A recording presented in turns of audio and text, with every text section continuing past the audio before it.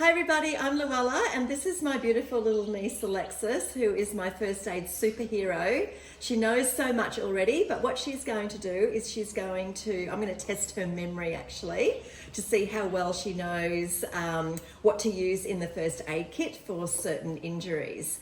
So these are the general items that we have in a first aid kit. Most people probably would have this size first aid kit in their house, which you can also pop in your car or caravan or camper trailer, or even backpack perhaps as well when you go out picnicking.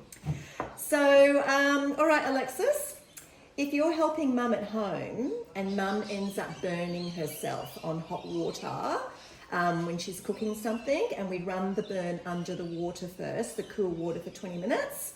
So do you remember what dressing we're going to use? Yep, okay, can you show everybody? So we've got the little soft conforming bandage.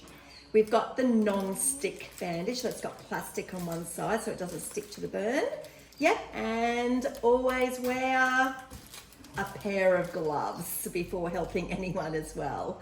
All right, well done, Alexis. Yep, okay, let's go with our next injury. Okay, so if mum was chopping up your veggies for dinner and she accidentally cuts herself on her finger, but it's only just a very, very minor cut. Like it's not bleeding very much and mum probably would wash it herself. But out of the first aid kit, what are you going to grab for mum to help her with her small cut? This one. The finger bandage, yeah, gloves. And yeah, because it's a minor wound, we want to make sure that the dressing doesn't stick to the wound. So again, we've got the non-stick dressing that has got the plastic on one side. This is a special little finger bandage. It's like a tubular bandage that will fit nice and snug on the finger, and always wear a pair of gloves. Amazing. Okay, so if mum ends up cutting herself really, really badly on her hand from chopping up your dinner, so what are you going to use to stop the bleeding with on mum?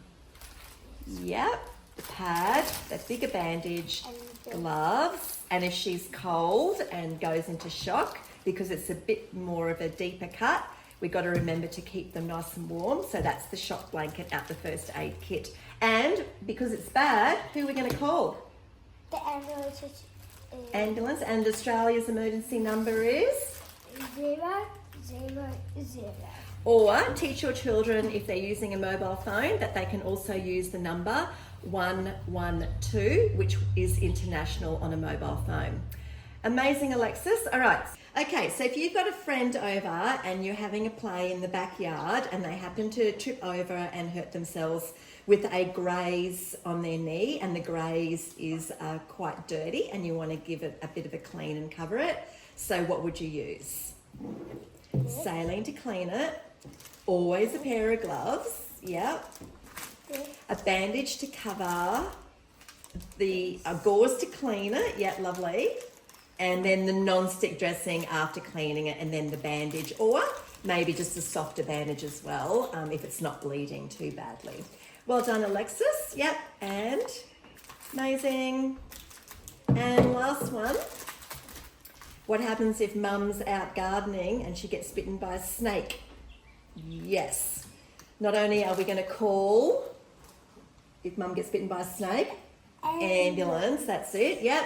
But this is a special snake bandage. It's got rectangles. So do you remember, what do they turn into? They turn into squares. When you're bandaging around the limb, so make sure they stay squares, and you will see that on one of my previous videos where Alexis is actually applying the pressure immobilization technique on mum's leg. All right, she did so well today. Well done, Alexis. High five. You are amazing. Okay, till next time. Bye-bye. Bye. Bye.